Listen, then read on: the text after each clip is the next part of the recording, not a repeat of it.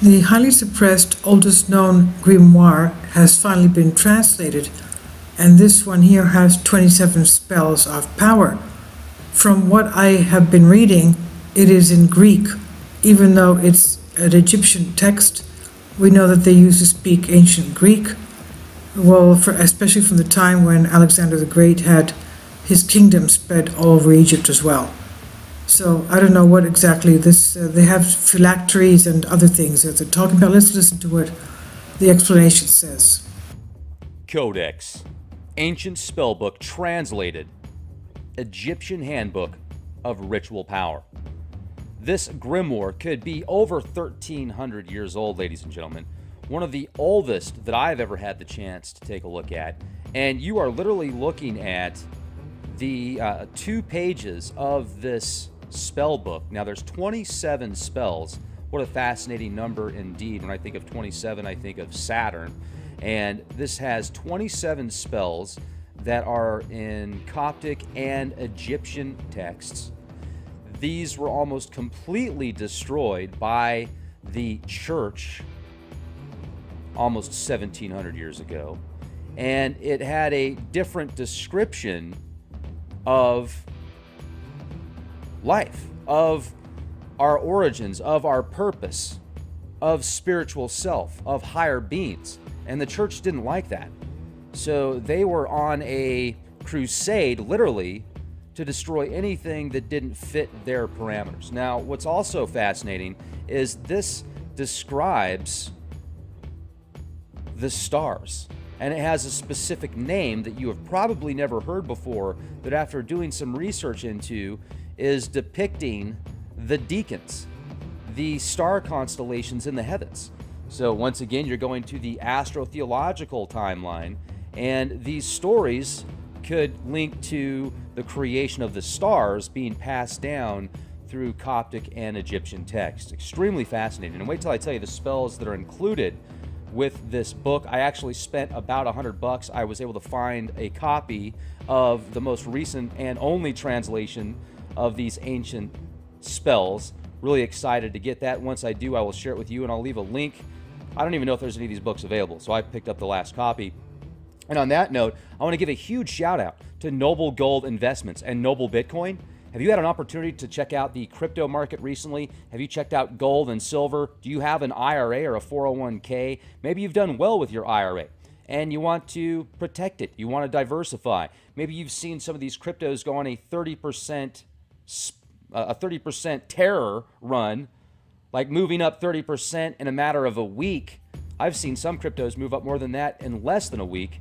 And then even the stock market, when it's doing incredible, if you can see a gain of 30% in a matter of a year, for many, that's considered awesome. Imagine seeing that in less than a week or in a week. Check out Noble Gold Investments. Check out Noble Bitcoin.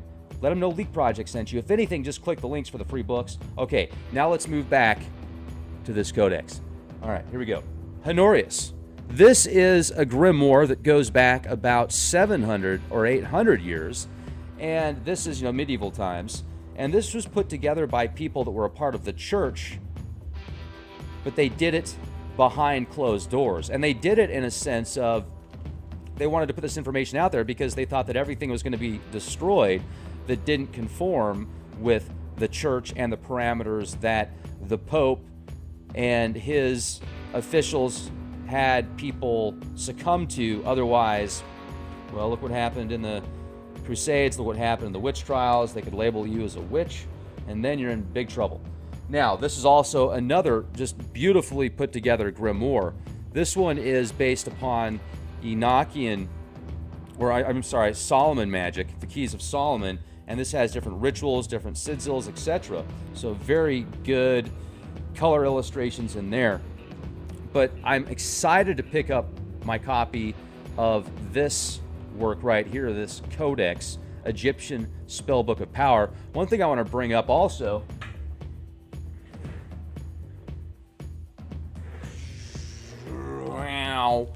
the Egyptian Book of the Dead. These spells in the Egyptian Book of the Dead that were put in the sarcophagus of many of these pharaohs and powerful people, aristocratic lines, etc. Also in the pyramids, the pyramid texts.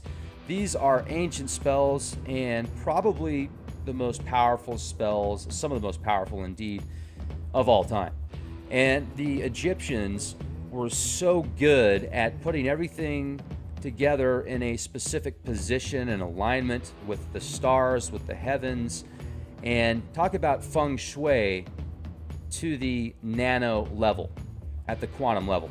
Certainly just a superior form of mental, physical practices that apply in various amounts of dimensions. So I remember the first time I picked this book up, a few days after I got it, very short time after I got it, I had one of the scariest dreams I've ever had that I feel was connected to these hieroglyphics.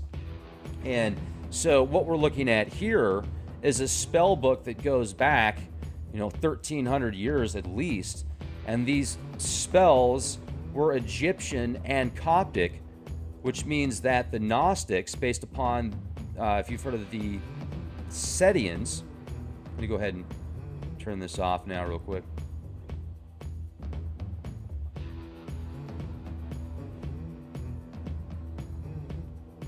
Okay, so let me read to you a little bit from the Macquarie Academic from their website, the university in Australia.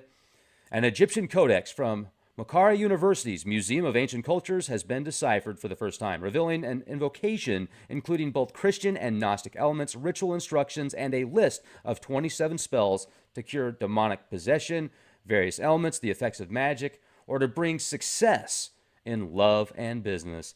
Hello! The new book translating this codex, A Coptic Handbook of Ritual Power, was edited by Associate Professor Malcolm Choate, Department of Ancient History, and Director, Macquarie Ancient Cultures Research Center, and Professor Leon Gardner, Chair of the Department of Studies in Religion, University of Sydney. Now, ancient spells. I'm going to leave links in the video description box. Here's a list of some ancient spells. And this is after a long invocation. The Codex outlines 27 spells. I'm thinking of Saturn, the 27. Saturn has a 29.5-year orbit, but you've heard of the 27 Club. And around the age of 27, or about every 27 years, you'll notice Saturn's effects. So the Codex outlines 27 spells or prescriptions which offer healing remedies for other problems people might have. For example, someone who is possessed. Say the formula on linseed oil and pitch. Anoint them. Love charm. Say the formula on wine. Let them drink. A binding spell. Say the formula over a new potsherd and bury it and the door, so that any person be subject to you and give you glory to you. Say the formula first before you go out within your house and before you speak with the person. When someone has a magic on them, wormwood, wine, let him drink it. Black jaundice, black cumin pepper, wine, let him drink it. Or if it is that of the gold, yellow jaundice, milky water, wormwood, and let them wash in it and drink it, boil the water. For any sickness, say the formula on a first pressing oil, anoint them. For every staunching of blood, say the formula on a dry ground, let them eat it. If it is in the body, internal bleeding, apply with vinegar. So, then it goes on to say you can see how similar magic and medicine, things that we think of as quite separate spheres, actually were in antiquity one and of the same. You look at alchemy in and of antiquity, it's taking minerals and elements and herbs and spices and healing people of ailments or dis-ease. And now you have the medical mafia industrial complex combined with religious institutions and outlets that control the governments and the militaries, another form of control and power and usurping up other aspects of reality, bringing it in for themselves and then giving you an alternative version. And then if you think for yourself, if you talk about magic or thinking outside the box or intent over, thought, putting thought and intent into food when you eat it, into drinks when you drink them, such as saying a prayer, the intent, the energy, you're focusing that energy. Even Franz Barton discusses how you can compress energy into food and drink, and that's what prayer comes from. Yet what many people refer to as prayer is a watered down version, and they might not necessarily understand the power behind it. And just relying on something else to do everything for you, you are giving something else complete power to do everything for you, and you're giving up your sovereign abilities. And oftentimes, from my experiences anyway, when I expect something else of a higher power to do everything for me, and if I don't do anything to go along with it, then I have had bad results. Now, when I work with the divine, when I ask for help and work with it, and it sees that, I feel, then things tend to jive, you know, when I'm in my position. But regardless, I think that this spell book describing these different spells and casting intent into something, and then it also brings up these spices and actual diseases and ailments, and it's like what medicine was back then combined with the mind over matter, because the mind is extremely powerful. Even if you're taking the best supplements or the best medicine, if you don't believe in it versus believing in it and truly believing in it, then you look up the placebo effect, you look up the nocebo effect. Look up the nocebo effect. Has the opposite effect of the placebo effect. The placebo effect, you're taking something that's real, you know, sugar pills. You think they're going to make you Superman. They turn you into Superman, but they're just sugar pills. Then you find out they're sugar pills, and then you go back to your normal self. That's the nocebo versus the placebo. So the Sethians, who were the Sethians? Well, they were completely hunted down by the church, almost completely obliterated via the name of another god. You know, my God's better than your God. It's unfortunate how many people have died in the name of somebody else's God.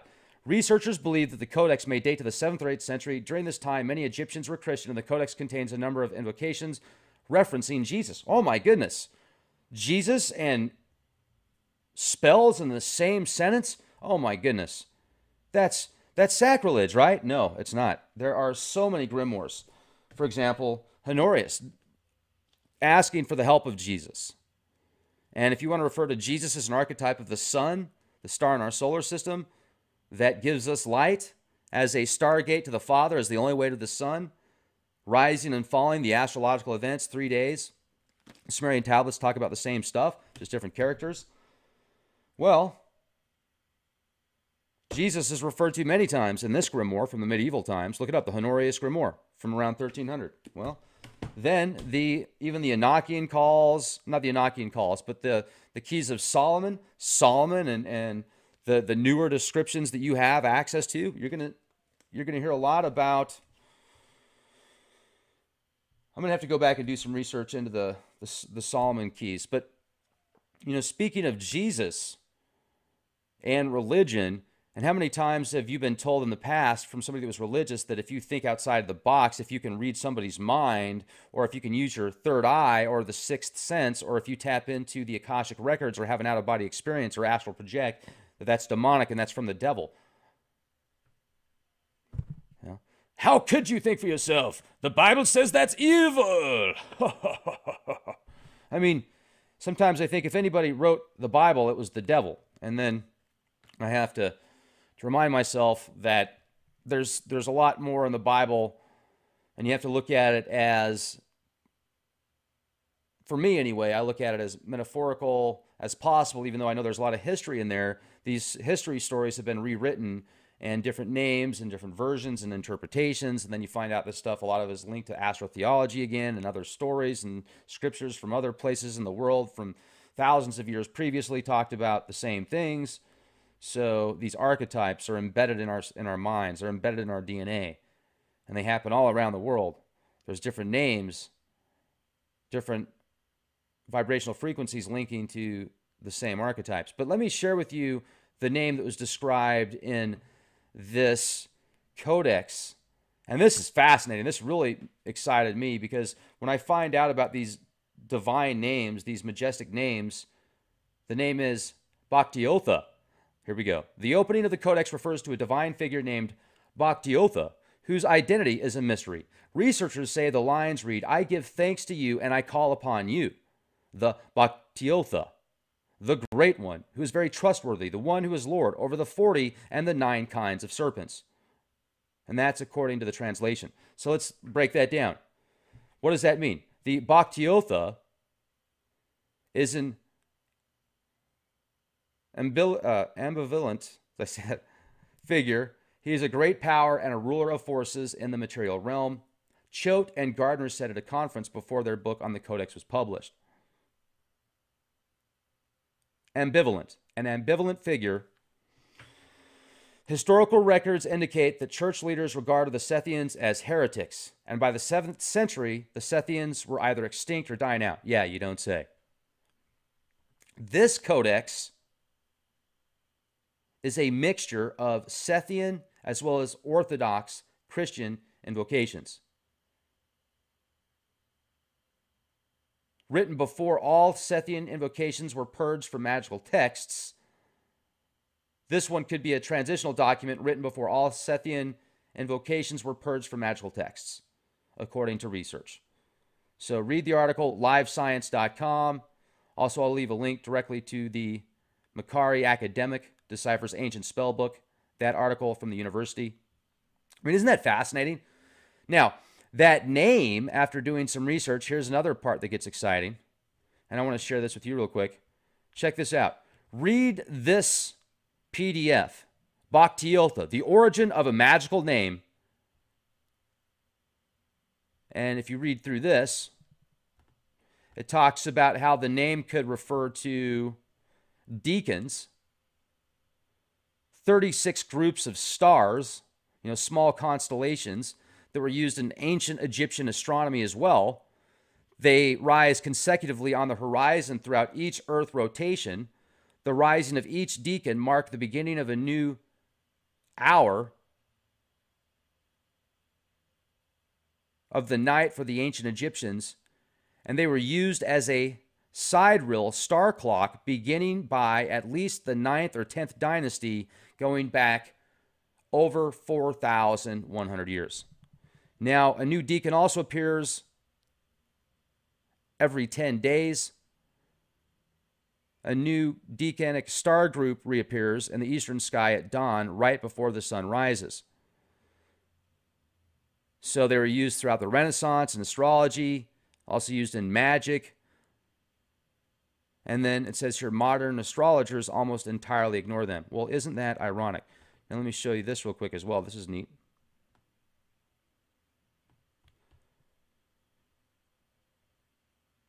So this is showing some of the deacons here.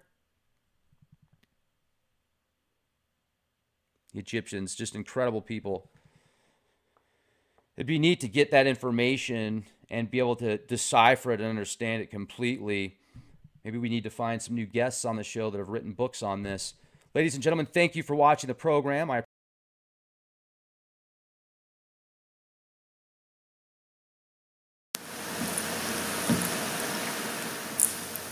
If you'd like to join me on my Patreon account, you will hear content not covered by mainstream media.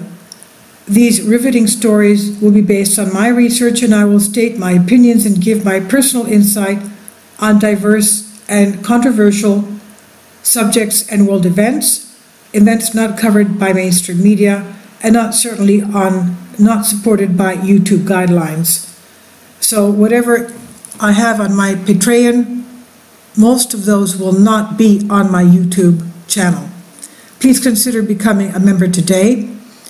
More of the most significant and important videos will be on my Patreon channel. Your support helps me to continue my research and keeps this YouTube channel alive. And we depend on your support, your generous charity, because we help economically challenged families here in Athens, Greece, in Kapota, and we also help the young generation with university tuition and the community around our church. Thank you.